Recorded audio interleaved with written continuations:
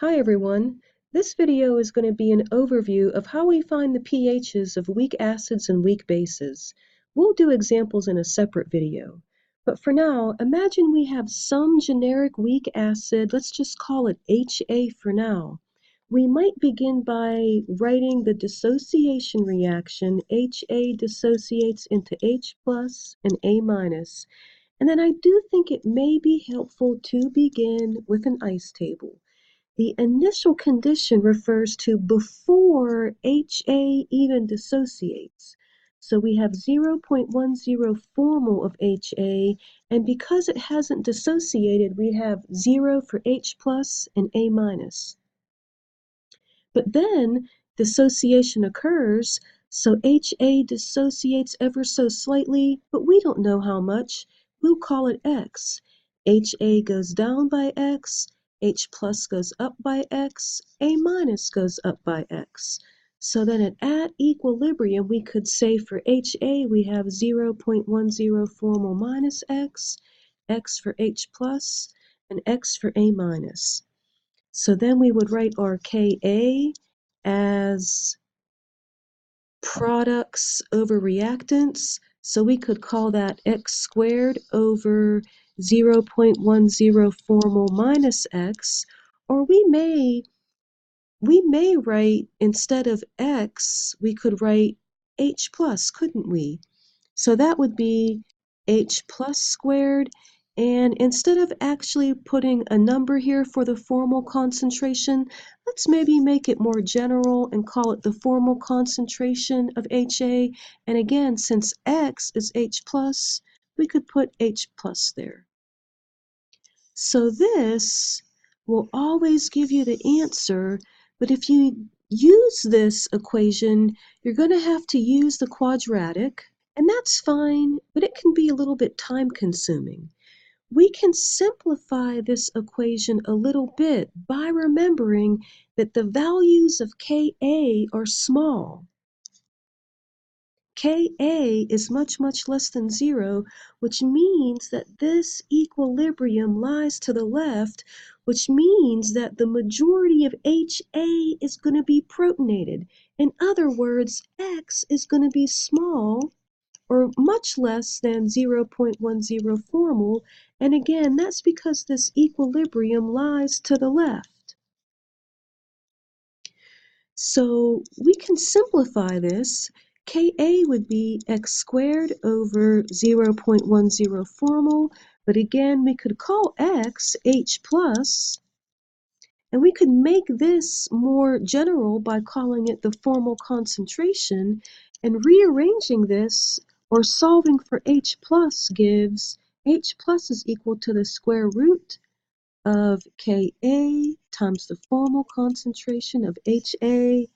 I like to call this the quick and dirty way to find the pH of a weak acid. So you may remember that after you solve for X or H plus, you have to make sure that it really was, in fact, smaller than the formal concentration. So Harris recommends that X or H plus should be less than 1% of the formal concentration of HA, but I think for our exams, it's okay if X or H plus is less than 5% of the formal concentration of HA. So when faced with a weak acid problem, I always try quick and dirty first. If it fails, then I use the quadratic. We can derive similar expressions for weak bases. So let's imagine we're asked to find the pH of some generic weak base. We would begin by saying what this weak base does, and weak bases accept protons from water to form, in this case, BH plus and OH, and we could go through and make an ice table like we did before. The initial state refers to before the reaction has occurred, so you don't have any products.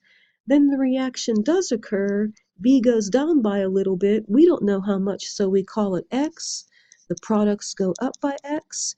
So at equilibrium, we have 0.10 formal minus x for B, x for BH plus, and x for OH.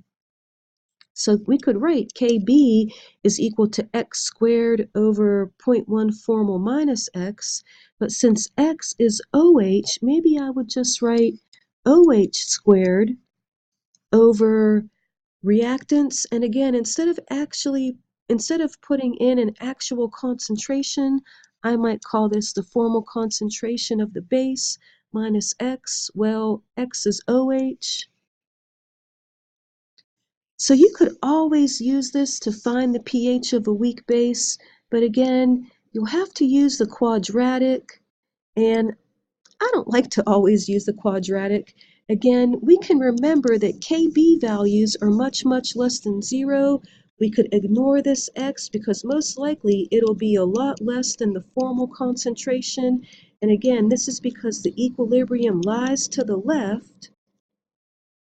And we could say then that Kb is equal to OH squared over that formal concentration of the base. Rearranging for OH would give the square root of Kb times the formal concentration of the base. This is where I always start with weak base problems, quick and dirty. If quick and dirty fails, in other words, if X is not less than 1 or 5% of this formal concentration, then I use the quadratic as a last resort. So this is just to get us started. We'll do some examples in a separate video.